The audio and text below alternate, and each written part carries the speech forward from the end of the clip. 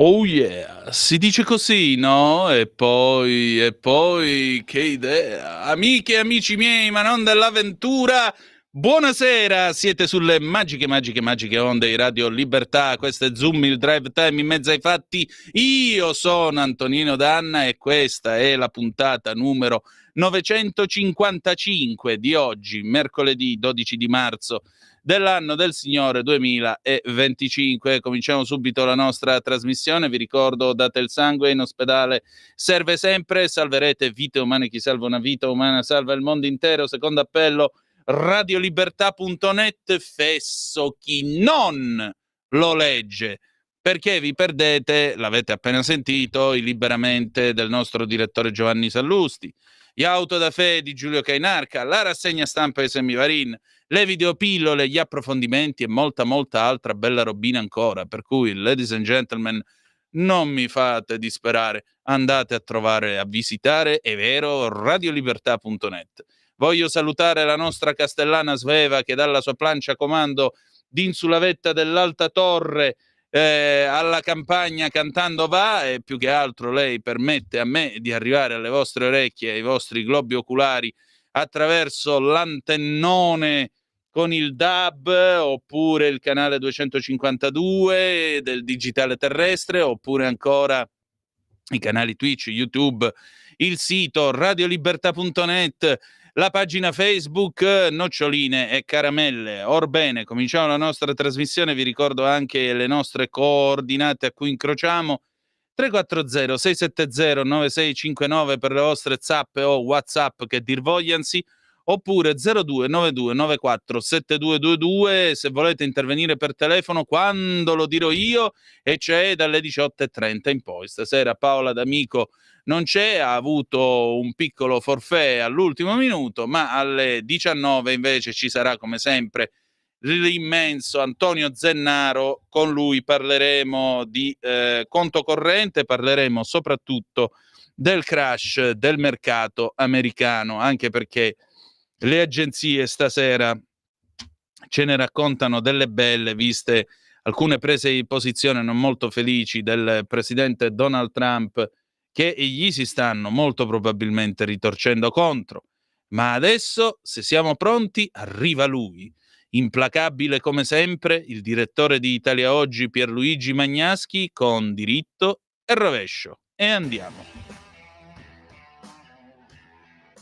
Molto paradossalmente, Donald Trump dovrebbe essere un forte aspirante al premio Carlo Magno, che viene assegnato ogni anno alla persona che ha dato il maggior contributo al rafforzamento dell'unità europea. Infatti, minacciando di togliere all'Europa l'ombrello atomico della NATO che la proteggeva dal rischio russo e imponendo ai 27 paesi della UE pesanti inasprimenti nei dazi doganali, ha bruscamente svegliato la UE dal beato torpore nel quale si trovava, preferendo far pagare agli USA il costo principale della sua difesa, e ha fatto scoprire alla vecchia Europa che non può andare avanti così, ma deve assumersi le responsabilità che sono sue, crescendo sempre più come vera e propria Unione. Trump, punendo la UE, vuol dividere il mondo fra gli USA, la Cina e la Russia, ma facendo così avrà contro anche l'Europa. Da due nemici ne avrà tre, almeno, perché l'India è dietro l'angolo.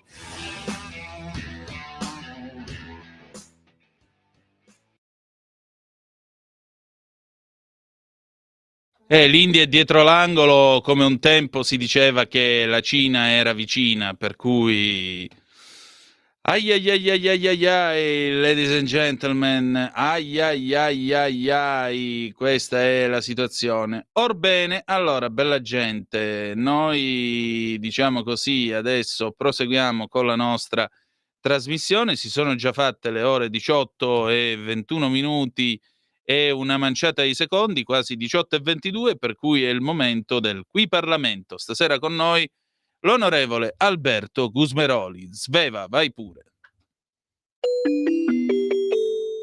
Qui Parlamento.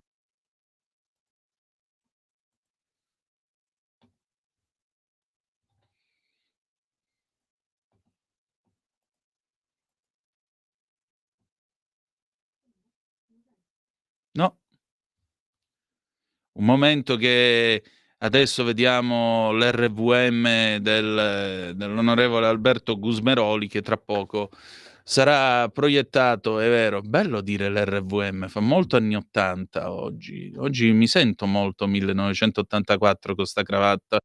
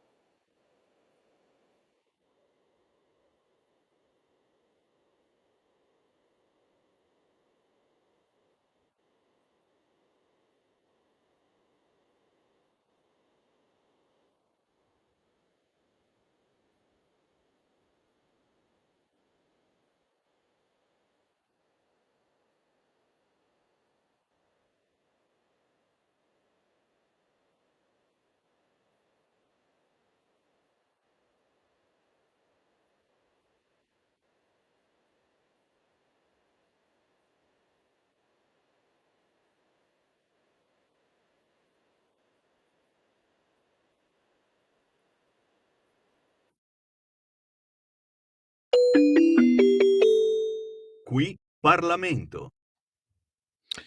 E rieccoci le 18, 32 minuti e 29 secondi in questo momento. Abbiamo ascoltato l'onorevole Alberto Gusmeroli, adesso noi prendiamo una breve pausa e poi ci sentiamo un pezzo del 1968, perché abbiamo voglia di ballicchiare un po', siamo gente un po' ballerina, ci piace ballare. E quindi Giuliano e i notturni, il ballo di Simone. Io intanto butto in aria le mani e le faccio vibrar. A tra poco.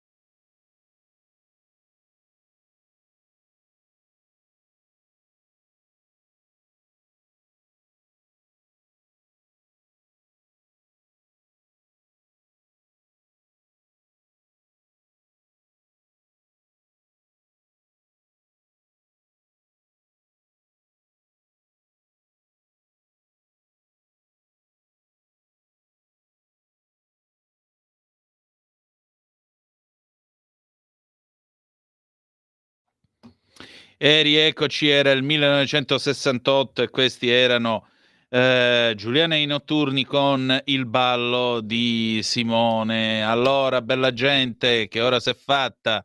Le 18:35 e 22 secondi sulle magiche onde di Radio Libertà. Antonino Danna al microfono con voi e naturalmente adesso noi apriamo il telefono 0292 94 7222 se avete voglia di commentare insomma i fatti che accadono nel mondo e in particolare che accadono in questo nostro orbe terracqueo, per usare una felice espressione dell'attuale Presidente del Consiglio, onorevole Giorgia Meloni. E allora, tra l'altro, per il momento, diciamo così, andiamo a vedere se c'è qualche aggiornamento papale. Sapete che è stata sciolta la, come si dice, è stata sciolta la prognosi, per cui diciamo che le cose sembrano andare abbastanza, sembrano incamminarsi più che altro verso un risultato, diciamo così,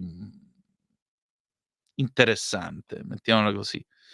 A proposito, venerdì 14 di marzo alle 11:30, vedo qua sul bollettino nella sala stampa vaticana, ci sarà la conferenza stampa di presentazione delle iniziative collegate alla festa liturgica della Sindone nell'anno giubilare, quindi evidentemente ci sarà una nuova ostensione della Sindone. Io l'ho vista durante il giubileo del 2000. Che siate credenti o meno, posso dirvi una cosa: si prova una sensazione di infinito nel guardare quel telo lungo, perché poi tra l'altro è molto lungo, è più quasi 8 metri, pensate.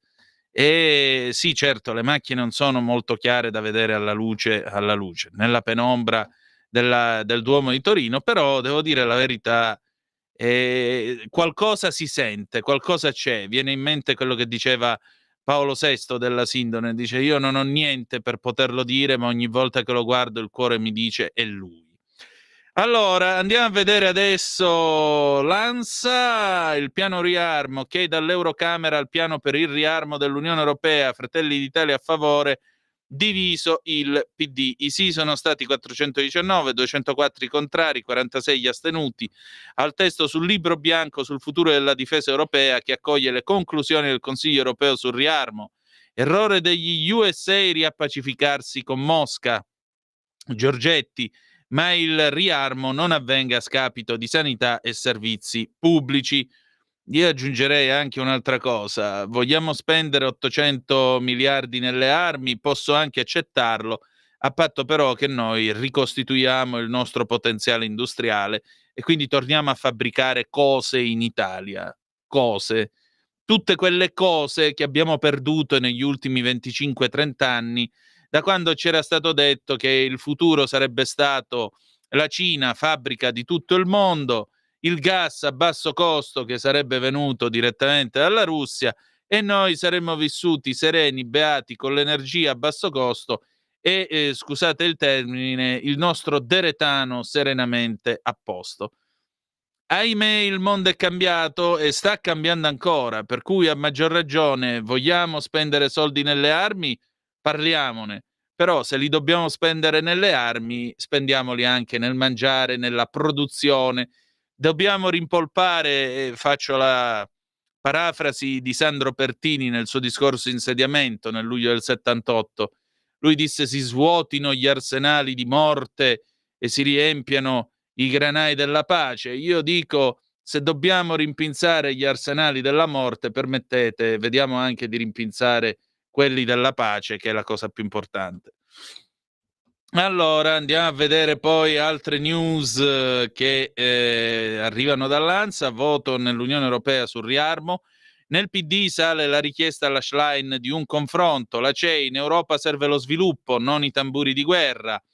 La guerra dei dazi, Trump: vinceremo la battaglia contro l'UE, Costa: no all'escalation, gli USA negozino.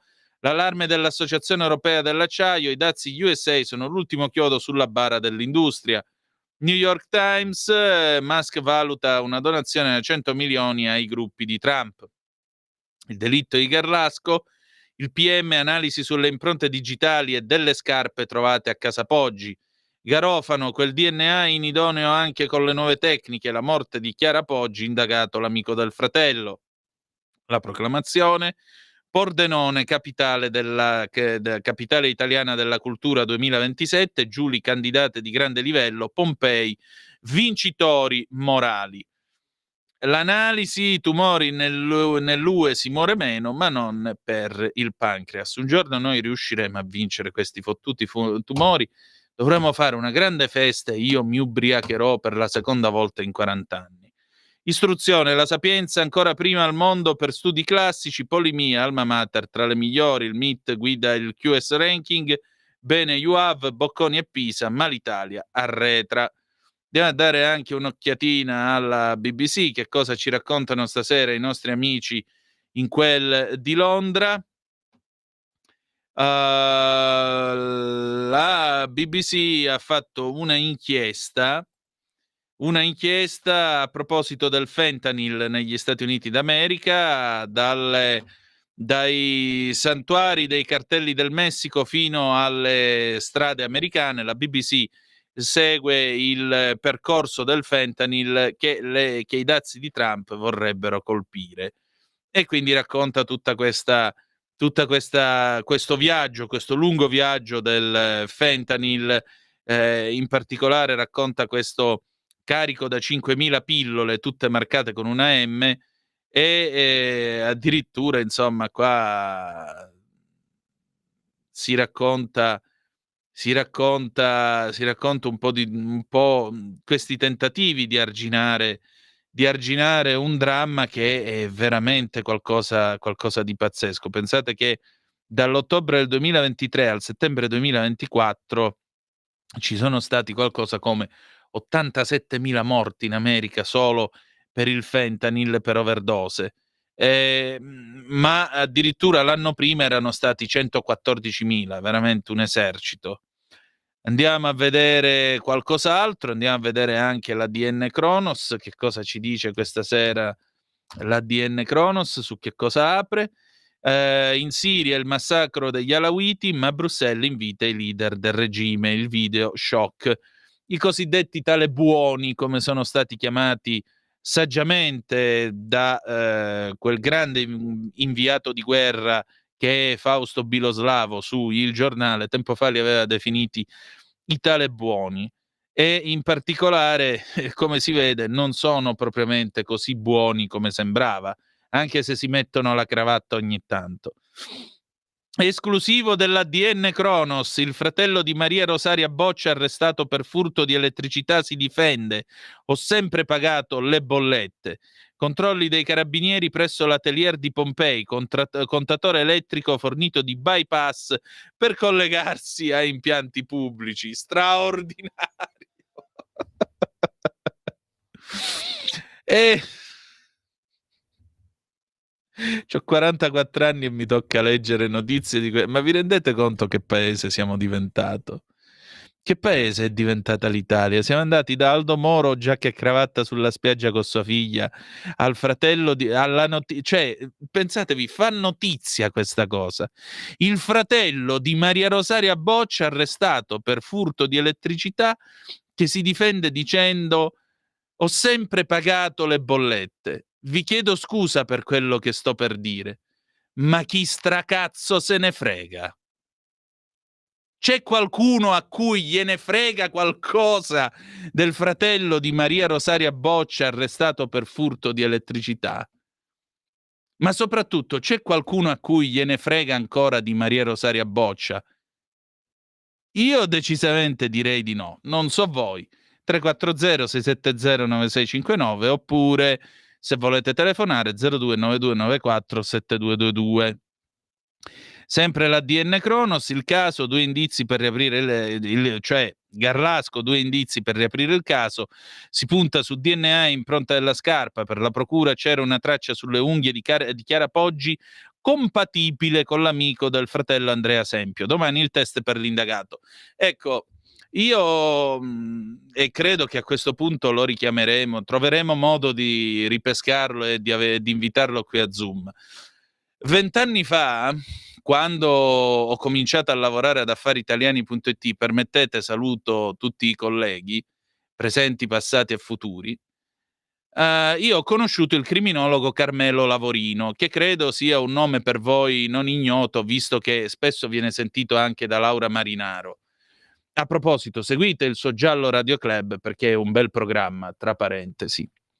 Detto ciò, io ricordo questo compatibile, questa espressione compatibile. Lavorino si è occupato per anni e credo si occupi ancora del delitto di Arce, della povera Serena Mollicone, ma io l'ho intervistato su vari casi, insomma, di cronaca nera che si sono verificati in Italia.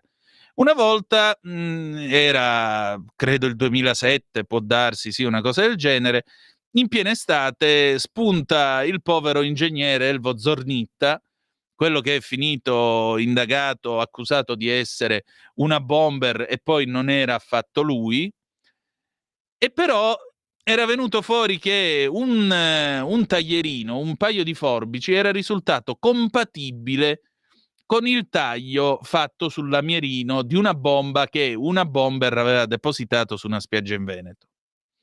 Allora io chiamai Lavorino e gli dissi: scusi, ma cos'è sta storia della compatibilità?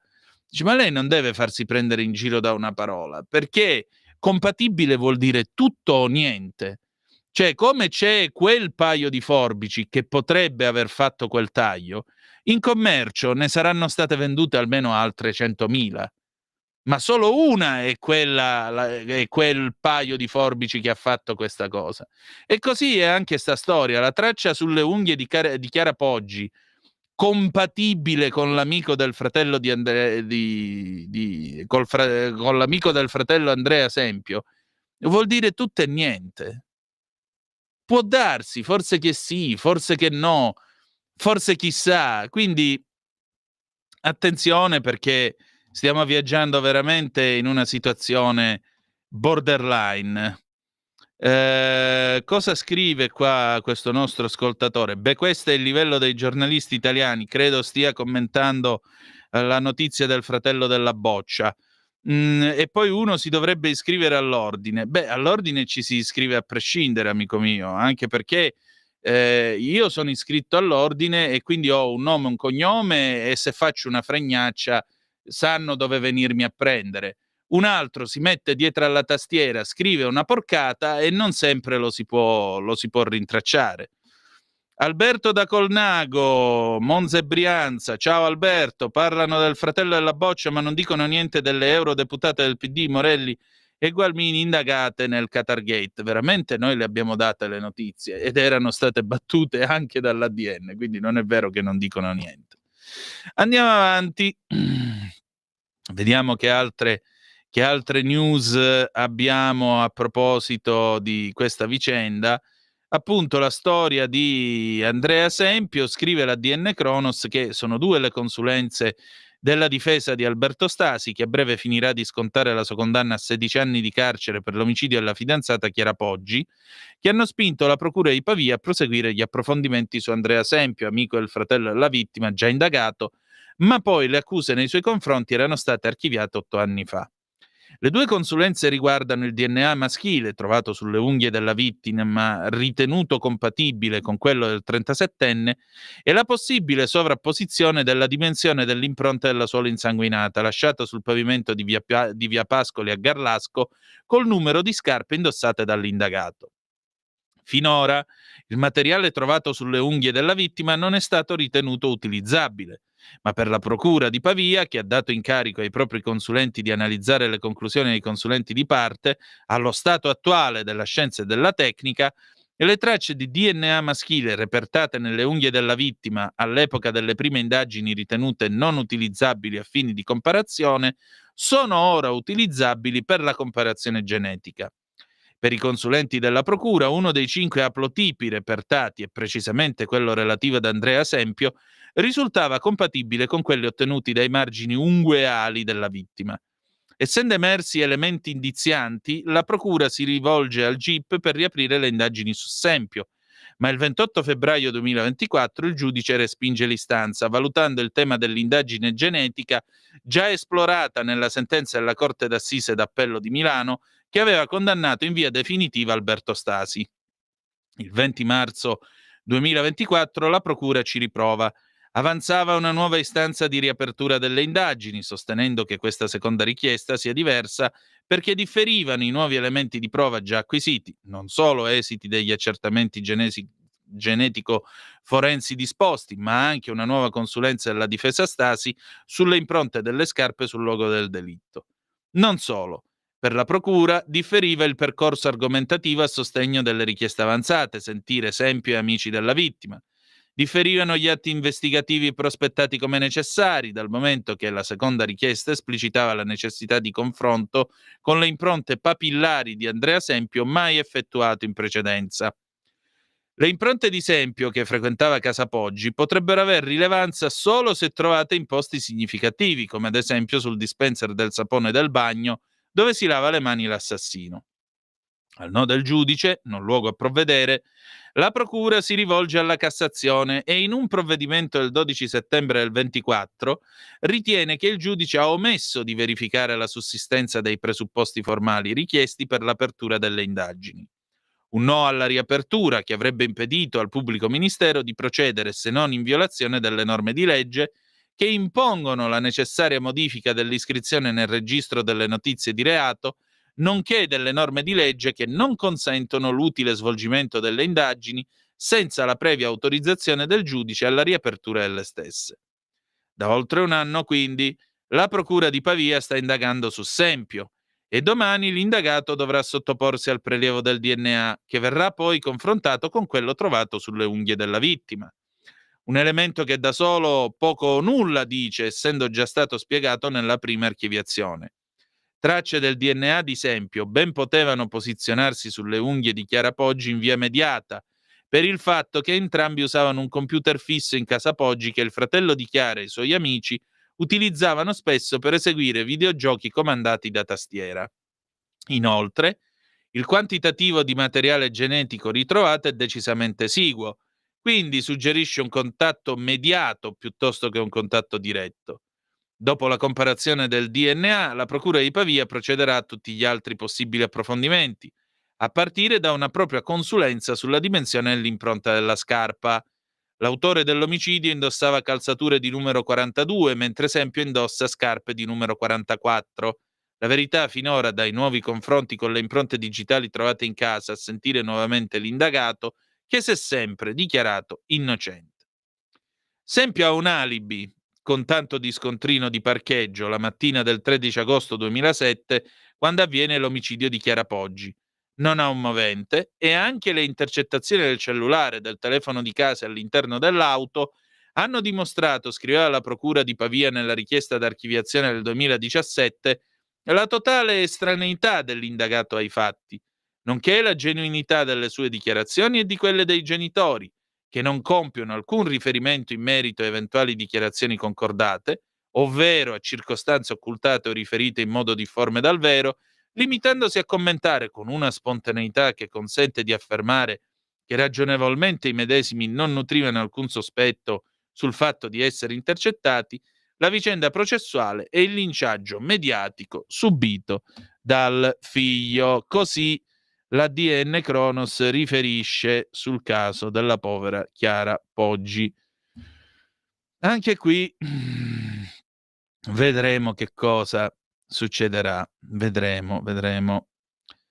Andiamo a vedere un po' che altro c'è. Rami El Gaml.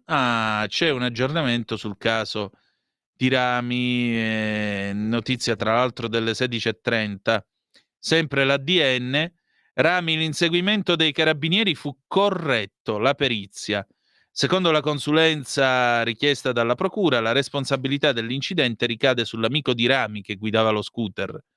Ha avuto un comportamento corretto il carabiniere che guidava la gazzella coinvolta nell'inseguimento, che lo scorso 24 novembre ha portato alla morte di Rami El Gaml. E quanto sostiene la consulenza cinematica disposta dalla Procura di Milano. La relazione attribuisce la responsabilità dell'incidente a Fares Busidi, già indagato per omicidio stradale, l'amico di Rami che guidava lo scooter. Il giovane è morto nell'impatto contro il palo del semaforo all'incrocio tra via 40 e via Ripamonti. Busidi, durante la fuga dai carabinieri, percorreva numerose vie del centro di Milano a velocità estremamente sostenuta e compiendo numerose gravi infrazioni al codice della strada, rischiando più volte la collisione con altri veicoli e pedoni, soprattutto imboccando viabilità completamente alla cieca, di notte, in curva e contromano, sostiene l'ingegnere Domenico Romaniello, incaricato dalla Procura di Milano di ricostruire le fasi dell'incidente. La sua condotta, si legge nella relazione, è stata caratterizzata dalla spregiudicatezza della guida e dallo sprezzo del pericolo per sé, per il trasportato, per gli altri utenti della strada, connessi alle manovre alla cieca effettuate in più punti del lungo tragitto percorso in fuga. La sua condotta non è solamente associata a un caso di violazioni di norme di codice della strada. Fares, infatti, è indagato per omicidio stradale. Quindi i periti della procura dicono che no, i carabinieri non hanno ammazzato proprio nessuno, non hanno buttato giù proprio nessuno e quindi vedremo che cosa succederà ora nei prossimi giorni. Voi ricorderete che nei giorni successivi alla morte di Rami subito c'è stata questa corsa ad accusare le forze dell'ordine e sapete anche che c'è stato tutto quel casino a Corvetto. Il ministro dell'interno Piantedosi ha detto no, non è una ballier, non siamo in una ballier, però certo diciamo che è stato un momento non molto, come potremmo dire, sereno da quelle parti. E non diremo che non diremo che Corvetto sia una ballier, non ci permettiamo. Andiamo a dare anche qualche altra occhiata, sono già le 18:57 minuti e un secondo, dopodiché andremo in pausa e ci sentiremo Dusty Springfield, Son of a Preacher Man, 1968, e poi arriverà lui, inesorabile come sempre. Lui, Antonio Zennaro, stavolta in video, signore e signori, con conto corrente. Finiamo allora questo nostro recap delle agenzie. Voi comunque commentate pure 02 340 670 9659 se avete voglia di dire la vostra attraverso la zappa o il WhatsApp. Invece, quando ci sarà il nostro Antonio Zennaro, se avrete voglia, potrete tranquillamente intervenire, porgli qualsiasi quesito, ovviamente di carattere economico, allo 02 9294 7222. Sveva, se sei pronta, alle ore 18, 58 minuti e 2 secondi, noi ce ne andiamo in pausa, Son of a Preacher Man, e poi conto corrente. A tra poco.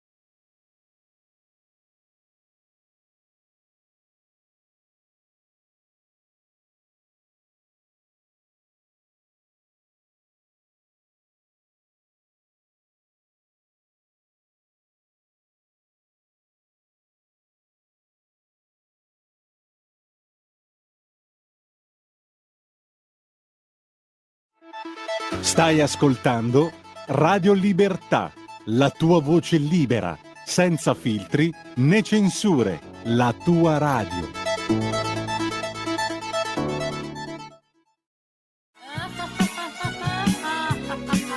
Pesca dalla rete, le interviste di Luisella Pescatori, detta La Pesca, con le freelance di Rete al Femminile, le voci fiere di una nuova prospettiva, ovvero segreti e consigli del lavoro autonomo declinato al femminile.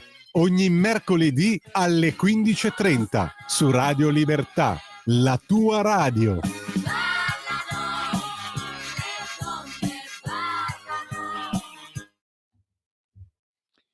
Oh, e avete ascoltato Dusty Springfield con Son of a Preacher Man 1968, le 19 minuti e 32 secondi sulle magiche onde di Radio Libertà. Antonino Danna al microfono con voi per questa puntata numero 955 del 12 marzo 2025. A 1000 che facciamo, Sveva? Una festa? Sì, facciamo una festa in studio. Che libidine. Ma sì, ma chi se ne frega? Facciamo una festa in studio, dai. Chi vuole venire ce lo faccia sapere. Ma adesso è il momento di conto corrente con Antonio Zennaro. Vai! Va ora in onda Conto corrente, economia e finanza per tutti. Conduce Antonio Zennaro.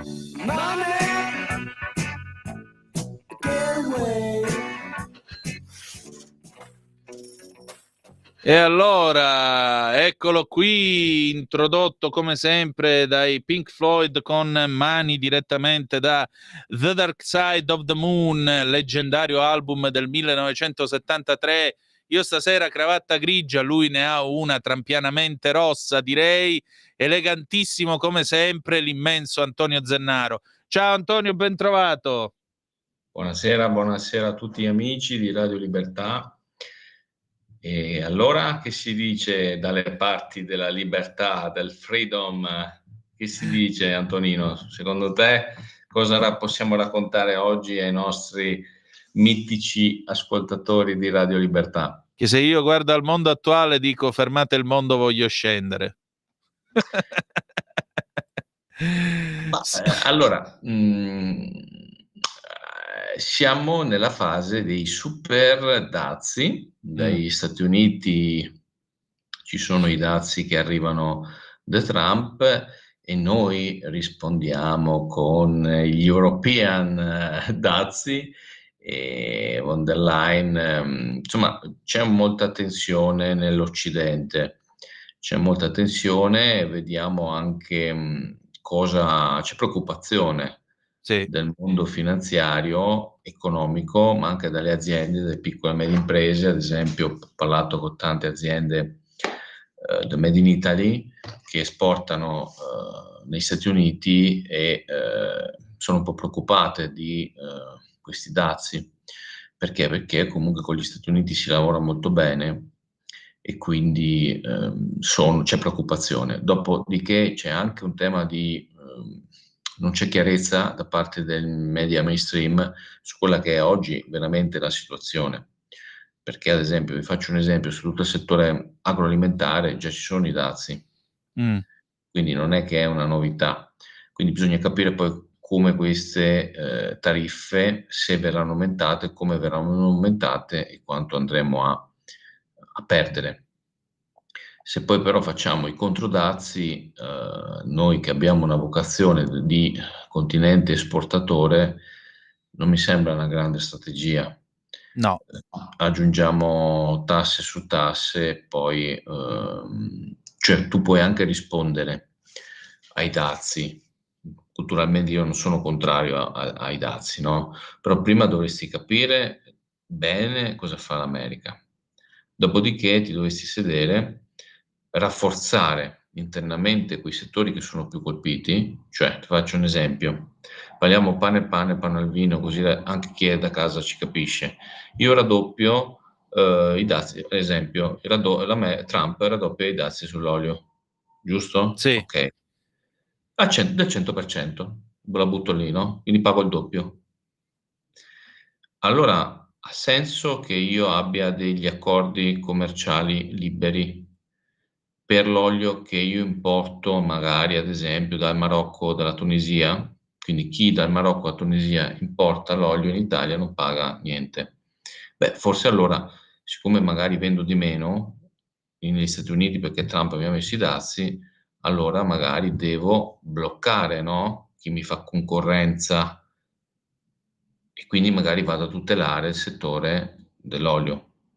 Quindi non serve a niente che poi metto magari su un altro settore, sulle borse, cioè su una roba che importo dagli Stati Uniti, ci metto il doppio dazio, no? Perché magari quel doppio dazio mi serve a me per produrre un'altra cosa. Quindi prima bisogna capire bene, numeri alla mano, che effetti fanno i dazi di Trump. Dopodiché io mi devo rafforzare, se no io rischio che prendo in faccia i dazi di Trump e poi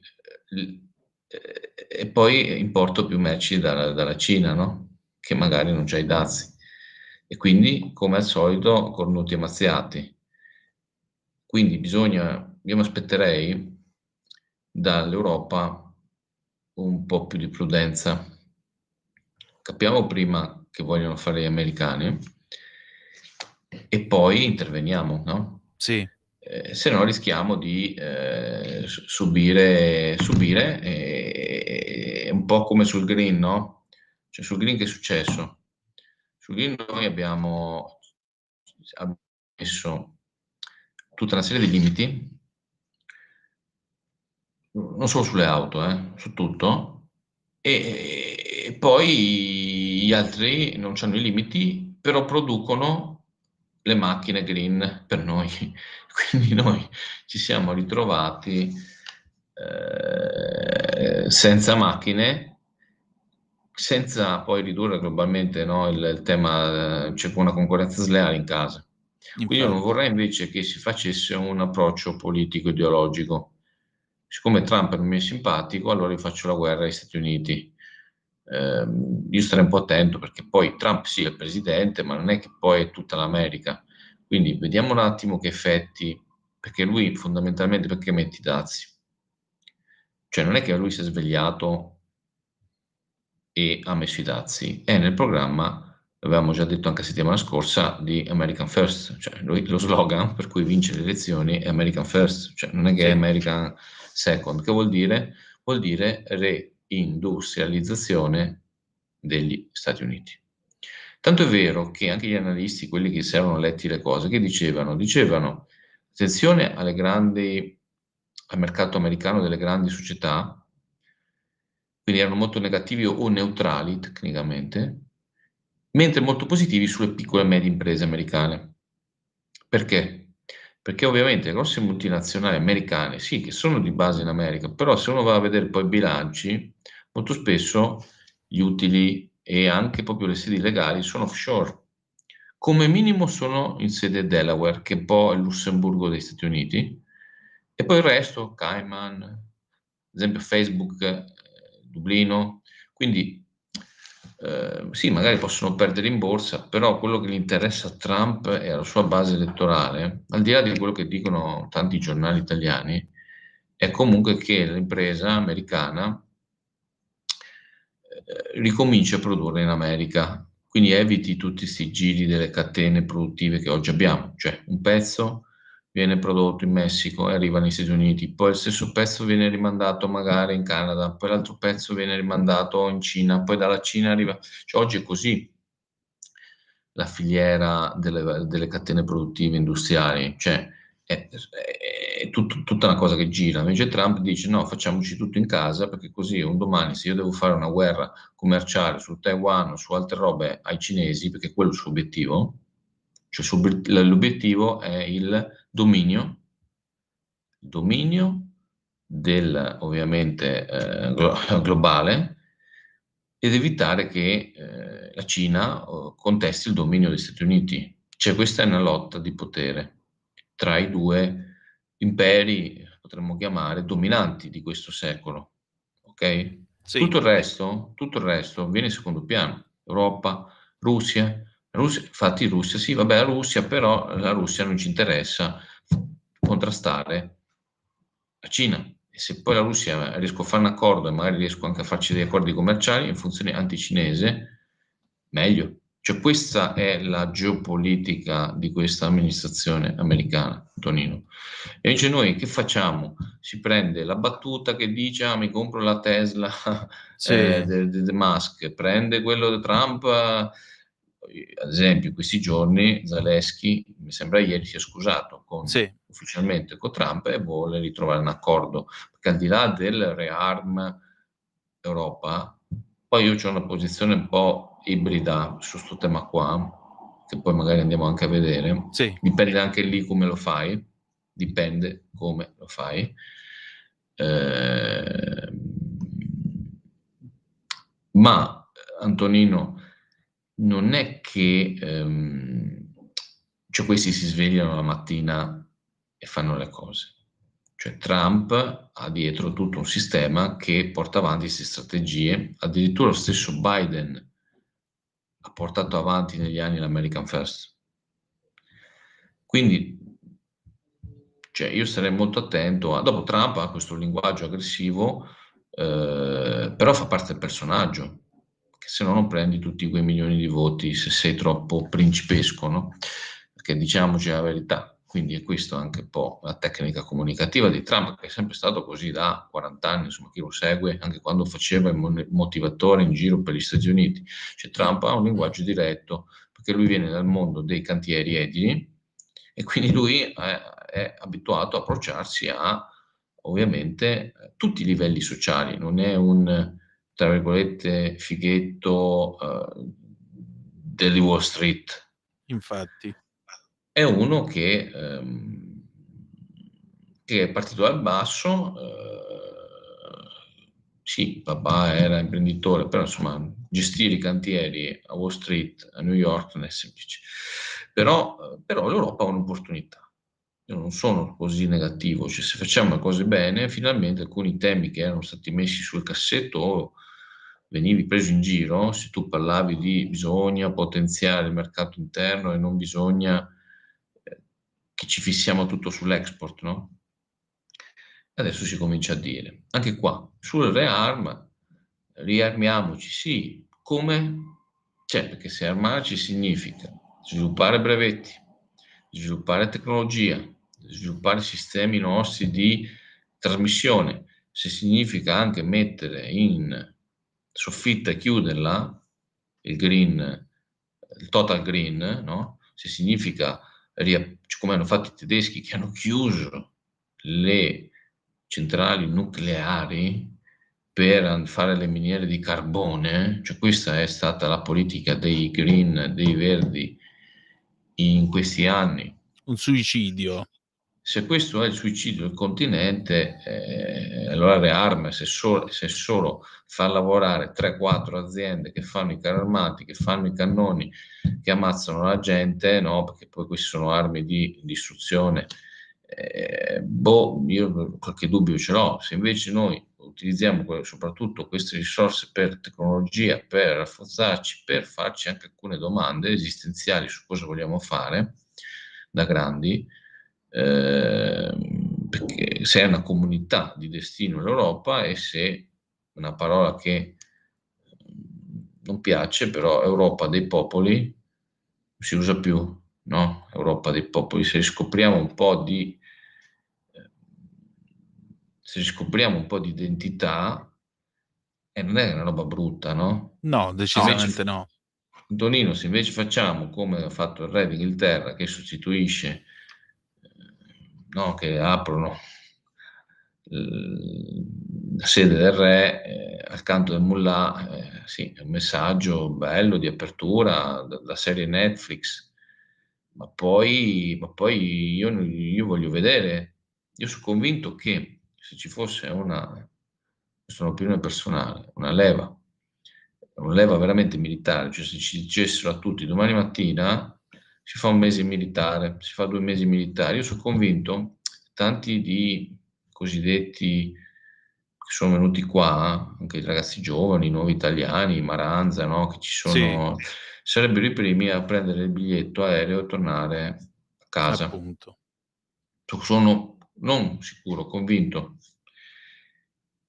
E quindi forse collegare il tema della cittadinanza a un periodo di servizio militare, a un periodo di, insomma, entrare un po' che le nazioni non sono da buttare, ma servono, e serve anche un esercito, serve anche, no, ho visto la Letizzetto che ha offeso i nostri militari.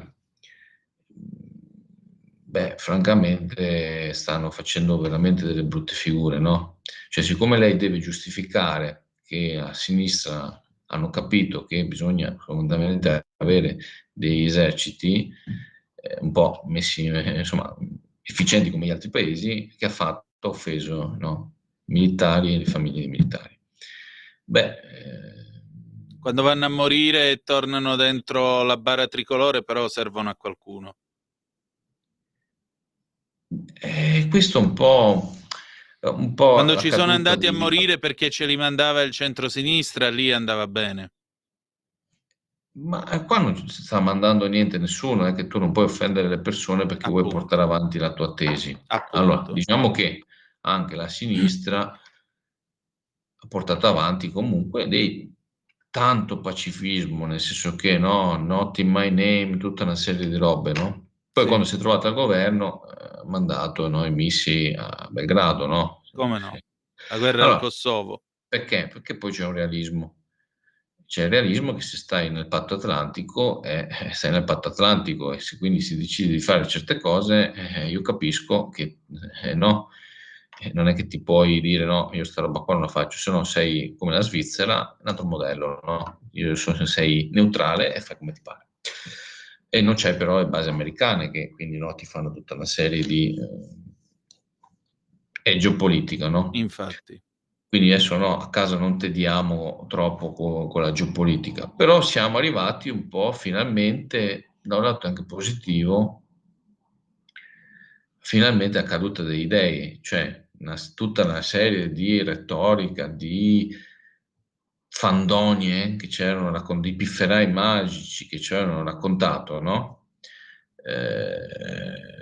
Adesso gli stati si devono armare. Perché comunque gli eserciti servono i maschi brutti e cattivi che devono comunque fare, perché no, sì, va bene, ci può stare tutto, no? Uomini e Certo. donne, tutto quello che ti pare, però alla fine io ho visto la Polonia che sta un po' più vicino di noi sul fronte, no? Sì, E alla fine ha mobilitato 500.000 maschi. certo. Cioè, alla fine sì, dopo le possono fare pure le donne la guerra, nel senso che abbiamo tantissime donne militari che hanno anche perso, cioè, va ben tutto, però alla fine quando poi contro missione umanitaria, poi quando c'è la guerra, insomma, bisogna che ti organizzi in un certo modo, no? Non è che puoi avere il carro armato elettrico, no? Ci vuole il carro No. armato che consuma la benzina, il diesel, tutto quello che ti pare, ci vuole l'acciaio, ci vuole, no, ci vuole Certo. il piombo, ci vuole tutta la roba delle fabbriche Ci che vuole tutta quella roba che serve per scannare la gente di guerra in guerra in modo sempre più intelligente, diceva qualcuno. ci vuole, se tu vuoi un esercito che poi ti fa da deterrenza, questo discorso è vero, cioè se tu non c'hai, è come no, è come un po' la polizia che già col teaser, la stessa roba, no? Se noi ho visto delle immagini d'Inghilterra con il poliziotto che inseguiva uno di sti Maranza, no? Io li chiamo Maranza perché non mai sui social si chiama Maranza di Londra, con i rollerblade, no? I pattini. Mamma mia. Ovviamente il poliziotto è scivolato, è caduto, un disastro, no? Quello che voglio dire è che poi alla fine ci vuole il poliziotto che comunque c'ha il manganello, c'ha il teaser, c'ha la pistola se c'è bisogno, cioè, le cose, cioè, non è che dobbiamo fare dei moderni per forza, ma su altre robe possiamo fare i moderni, ma poi in realtà no, è più realista del re. Quindi Antonino, siamo in una fase, secondo me, che potrebbe anche darci delle opportunità, non bisogna essere negativi, cioè ci Sì. vuole il cemento, ci vuole l'industria, allora smettiamola di dire che le industrie devono comprare l'anidride carbonica col trading, no, di certificati verdi, perché noi abbiamo, c'è gente che fa milioni di euro fai milioni di euro col Sì. trading di certificati. Cioè di pezzi Allora, di carta. facciamo i milioni di euro con il brevetto, con la tecnologia, col rame, con l'industria, nel senso che no, cioè è giusto che l'imprenditore guadagni, ma facciamolo guadagnare con roba seria che serve, con gli operai che lavorano, con la gente che lavora, no, Antonino, non con quello che sta no, col computer che fa il trader e fa il trader certificati e dopo c'hai i milioni di bitcoin, no? Cioè, nel senso che cioè, usciamo un po' ho visto anche che,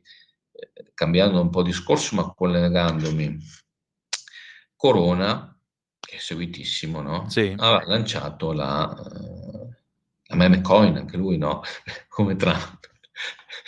Ed era arrivato, questa meme coin, 800.000 euro, 900.000 euro, adesso sembrerebbe che è scesa a 50.000 euro, quindi vuol dire che ci sono dei soggetti che hanno investito che hanno perso più del 90%, quasi il 95%.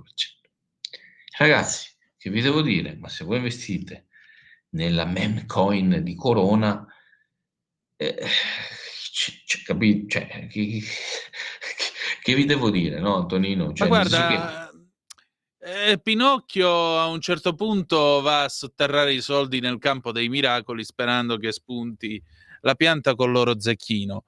Oggi tutti sti meme coin, ste robe qua mi sembrano la versione 2.0 di quello che racconta Carlo Collodi. Di gonzi se ne trovano che ti danno soldi per sta roba. Cioè, io veramente ho nostalgia di quelle belle truffe modello schema Ponzi, quando veniva quello e ti diceva: oh Antonio, mi dai 100.000 lire che domani ti porto 1.000.000. Sì, sì, e tutti gli davano le 100.000 lire, tutti festeggiavano quando gli dava 4 soldi di rendimento. Quella... Io ne ricordo uno in Sicilia tanto tempo fa, addirittura c'era gente che andava nel locale di mia zia Santina e poi fuori nel parcheggio sbocciava, allora non si diceva così, sbocciava lo champagne addosso alle macchine, altro che la gintoneria, perché questo personaggio gli aveva dato rendimenti in mani, poi lui è finito bruciato. Quindi... Ma anche sta cosa qua, Antonino, ma si può parlare da 2 settimane della gintoneria? Cioè, no, ma no. si può parlare solo della gintoneria? Ma sì, vabbè, ci stava sto bar in centro a Milano che aveva, che l'imprenditore, il figlio imprenditore, l'erede, no, al trono di questa impresa si è smangiato 600.000 euro a champagne. No, e non solo. Vabbè, ok, sì, ci stanno inchieste, una cosa, sono pure molto mediatici questi soggetti, però ragazzi, cioè, ma non è che tutto il mondo gira intorno a sta roba qua, cioè, Appunto. basta, nel senso che ma basta, tutto c'è un limite, no? Quindi, quello che voglio dire, è colpa anche dei media, del mainstream, perché non penso che su Radio Libertà si dia tutto questo spazio a questi soggetti, che pompa dei soggetti, pompa mediaticamente dei soggetti come Corona, ma non solo, e poi questi ovviamente trovano i gonzi, quindi forse se ascoltassero un po' più Radio Libertà magari tanti eviterebbero di prendere delle fregature. Quindi il messaggio è: c'è paura nel mercato? Sì, però non facciamoci sempre prendere dal panico, Appunto. senso. Poche mosse, ma studiate anche nei mercati finanziari. Se non sei in grado, se non capisci, lascia perdere e fatti seguire da chi ha più esperienza certificata nel tempo. Evita il fai da te se non sei come no. Io mi voglio fare un mobile e mi guardo il tutorial su YouTube. Con molta probabilità andrò a tagliarmi con la motosega o Sì. con gli attrezzi, mi faccio male, quindi piuttosto che rischio di tagliarmi un dito, è meglio se vado dal mio amico falegname e dico: senti, mi fai il mobile? E lui si mette lì, è 40 anni che fa il falegname, non trova nessuno che gli va a dare una mano, perché i giovani pensano che sia tutto il mondo come la gintoneria e tutto il meme coin di Corona, no? Perché Sì. adesso anche sui social funziona sta roba qua. TikTok, vabbè, seguitemi su TikTok, su Instagram e sugli altri canali, però ci sono questi qua che dicono: no, bisogna studiare da sfigati, no? Sì. C'è proprio hashtag, tutte queste belle ragazze che vanno, no? Sai, io sto su OnlyFans, io esco con questo, quell'altro, studiare da sfigati. Beh, questo è proprio il messaggio più sbagliato, più cattivo, proprio cattivo nel senso vero del termine, perché tu influenzi i giovani che sono più deboli e gli rovini, perché gli vai a mettere proprio i cattivi maestri. Sì. Cioè, noi negli anni 60-70 avevamo i cattivi maestri che magari facevano i pifferai, mandavano i giovani a fare le bombe, no? A fare Sì. gli attentati. Oggi i cattivi maestri sono questi soggetti che fanno credere ai giovani che senza fatica, senza fare la gavetta, senza avere le conoscenze, senza avere la capacità, si ha successo e i soldi facili. Ecco, questi sono i cattivi maestri o maestre in questo caso, perché molto spesso anche ci sono donne che fanno questi video, 4.0. Quindi qua il mainstream gli dovrebbe, come si dice, fare delle campagne vere per dire che questi dicono delle baggianate, delle buffonate, solo sugli investimenti, ma anche sulla vita normale, no? Certo. E dire anche tutti sti giovani, perché mo anche tutta sta roba che funziona molto sui social, che poi decrea dei danni economici, finanziari, c'è tutti questi, io vedo dei video che ti escono, no? L'algoritmo, anche io li cerchi, su tutti sti maranza che odiano l'Italia.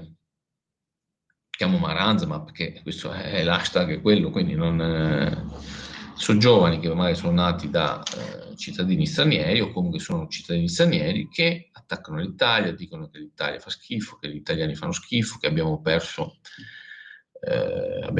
non so cosa, tante robe, però non vedo perché tu, se io andassi a lavorare negli Stati Uniti o in un altro paese, io sarei fiero della cultura, ovviamente rispettando la mia tradizione, però non è che vado a dire che è uno schifo.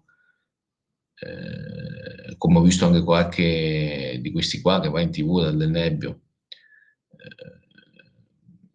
Però c'è anche un altro tema.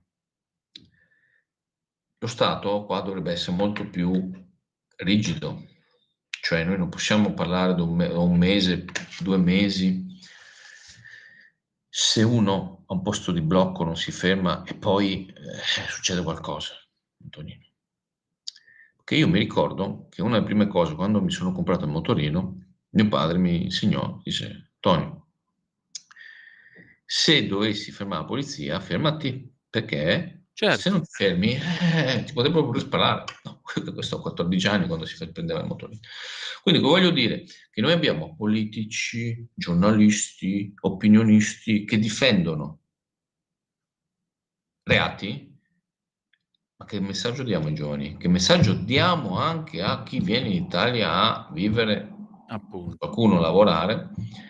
È il tema che siamo anche noi che diamo dei messaggi cattivi in TV, noi, il mainstream. Quindi, Antonino, è tutto un mix. Se le cose vanno male a volte, no?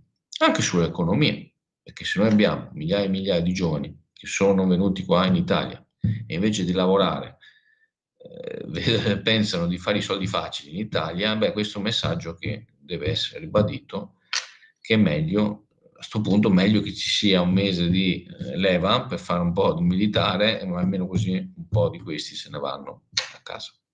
Ma questa è la mia opinione personale. Non voglio ovviamente dire che ognuno ha la sua opinione su queste robe.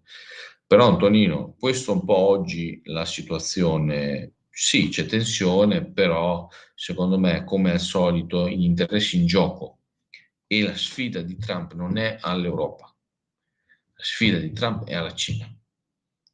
La lotta per il dominio globale tra i due imperi di questo secolo è la Cina, che sforna 8 milioni di ingegneri l'anno. La Cina sforna 8 milioni di ingegneri l'anno contro gli Stati Uniti che hanno perso o stanno perdendo o comunque sono in concorrenza sul dominio tecnologico, perché oggi Appunto. chi domina la tecnologia domina il mondo, chi domina i dati domina il mondo. Se noi andiamo a vedere i primi 10 più ricchi al mondo sono tutti nati su business di dati, Google, Meta, TikTok, Alibaba, perché anche questi lavorano sui dati, non è Come no? che stessa Amazon lavora sui dati. Quindi questa è la sfida e magari un po' più di approfondimento dei media mainstream e meno la gintoneria forse farebbe bene. Come non essere d'accordo con te? Grazie Antonio. Alla prossima Ci ritroviamo mercoledì prossimo. e sempre viva Radio Libertà. Grazie.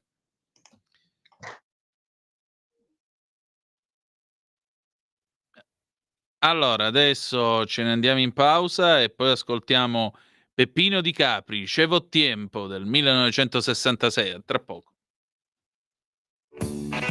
Avete ascoltato Conto Corrente.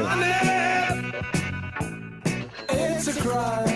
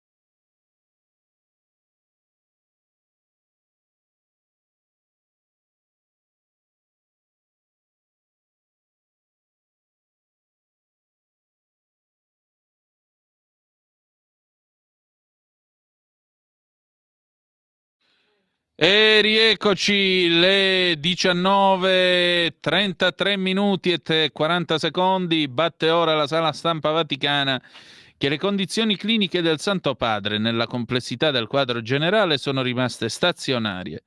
La radiografia del torace eseguita ieri ha confermato radiologicamente i miglioramenti registrati nei giorni precedenti. Il Santo Padre continua ad effettuare l'ossigenoterapia ad alti flussi durante il giorno e la ventilazione meccanica non invasiva durante il riposo notturno. Questa mattina, dopo aver eseguito gli esercizi spirituali in collegamento con l'Aula Paolo VI, il Papa ha ricevuto l'Eucarestia, si è dedicato alla preghiera e successivamente alla fisioterapia motoria. Nel pomeriggio, dopo essersi unito agli esercizi spirituali della curia, ha continuato la preghiera, il riposo e proseguito la fisioterapia respiratoria. Quindi il Papa è stazionario, ma comunque qualche miglioramento c'è stato e questa è la cosa più interessante. Le 19:34, il telefono è ancora aperto allo 0292947222 se avete voglia di dire la vostra, se avete voglia di intervenire, commentare, parlare, noi siamo a vostra disposizione. Andiamo a dare un'occhiatina all'ADN, vediamo un po' che cosa c'è di interessante. Ucraina, Zelensky, Mosca risponda sulla tregua, Trump, abbiamo persone in viaggio verso la Russia, Mosca prende tempo e avanza nel Kursk, riconquistata Suza. Andiamo a vedere che cosa è accaduto. No, qua non c'è niente di nuovo rispetto a stamattina. Andiamo a vedere invece cosa dice Trump sulla questione della guerra dei dazi. Avete ascoltato Antonio Zennaro da par suo qualche minuto fa. Noi forse dovremmo essere un po' più saggi, un po' meno intenzionati a rispondere colpo su colpo, anche perché, come si vede, la politica del muro contro muro non porta da nessuna parte, crea solo dei danni economici.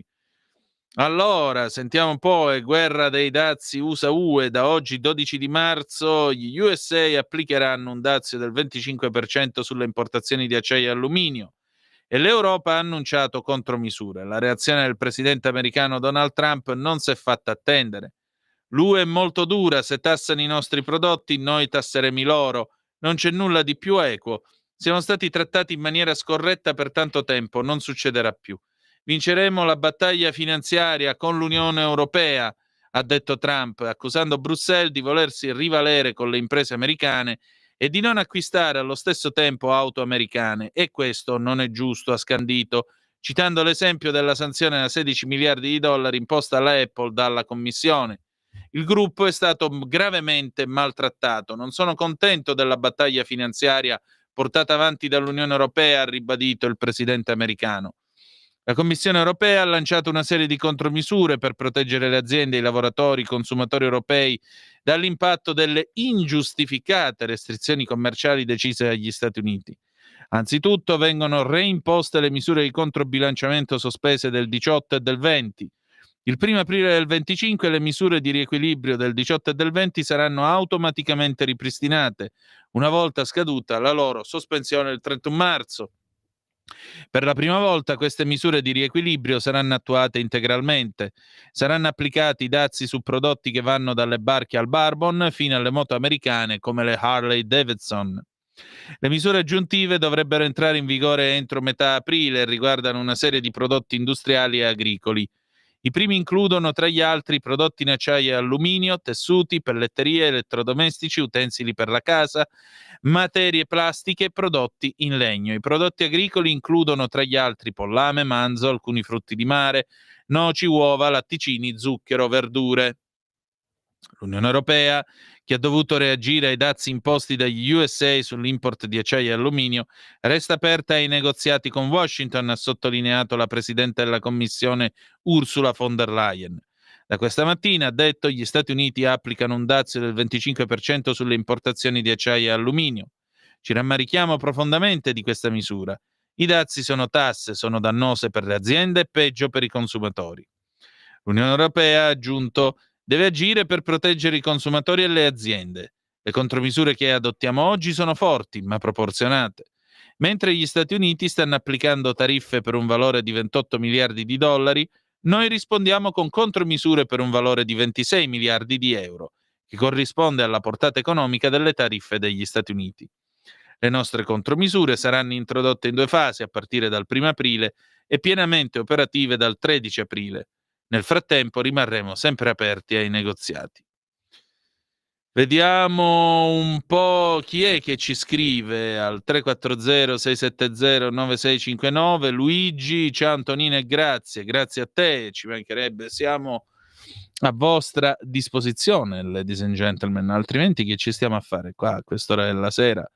Sono quasi le 19:40, a proposito, che ora è? 19:39 minuti e 22 secondi. Domani saremo in onda come sempre alle ore 18:05 trattabili. Domani è giovedì. Se siamo abbastanza fortunati e la Madonna ci accompagna, dovremmo avere anche il grande ritorno di Carlo Cambi, che questa settimana, che questi ultimi, diciamo che ha mancato questi ultimi 2-3 appuntamenti, ha avuto alcuni impegni, ma sarà un piacere ovviamente riaprire l'ufficio Cambi e ritrovare come sempre lucido, polemico, grintoso e appassionante il nostro Carlo Cambi. Andiamo oltre, vediamo ancora altre news, il telefono comunque ancora aperto, 0292947222, se avete voglia di dire la vostra, se avete voglia di commentare, perché noi naturalmente abbiamo il telefono aperto. Vediamo un po' che altre news possiamo riferirvi, diamo un'occhiata anche alla CNN, va, vediamo che cosa dice la mitica CNN,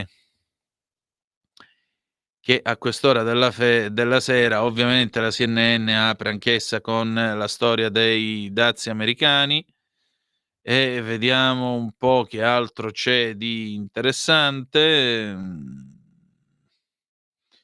No, si parla di una scoperta in una miniera e si viene rilevata una sconosciuta, una finora sconosciuta popolazione preistorica umana in Europa. Chi saranno mai questi qui? Sono vissuti oltre 1,1 milioni di anni fa, secondo la nuova ricerca. Sono stati trovati alla cima dell'Elefante nelle Atapuerca Mountains, e quindi molto probabilmente sì, nella Spagna del Nord. Questi fossili sono un pezzo di cranio, soprattutto il lato destro della faccia di un ominide adulto. Le ossa mineralizzate sono i più antichi resti fossili umani che siano stati trovati finora nell'Europa occidentale. Comunque non è stato immediatamente ovvio quale specie di umano preistorico fosse stato rinvenuto, e lo studio che descrive i fossili pubblicato oggi sul giornale Nature non riesce a dare una risposta definitiva. Il gruppo di scavo sostiene che questi resti appartengano all'Homo erectus, una specie ben conosciuta dai fossili trovati in Africa e in Asia, ma i cui resti non sono mai stati trovati in Europa. Quindi potrebbe essere questa la sorpresa che la storia ci mette davanti agli occhi. Chi lo sa, vedremo ancora. Ancora qualche aggiornamento che arriva sempre dall'ANSA stavolta. UE e Canada, anche qui si apre con i dazi. UE e Canada replicano a Trump, contro dazi per 46 miliardi, il tycoon, vinceremo la battaglia. Vabbè, io direi che possiamo darci alla poesia, che dici Sveva? Il nostro Vito Coviello come ogni sera si è fatto vivo, per cui io direi che ci meritiamo una bella poesia alle 19:43 in questo momento. Vai pure Sveva, vai. Scusami amore.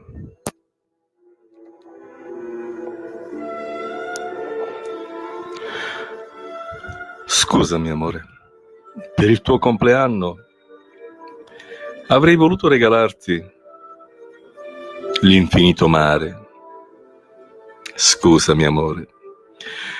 Per il tuo compleanno avrei voluto regalarti un'isola meravigliosa, solo per noi.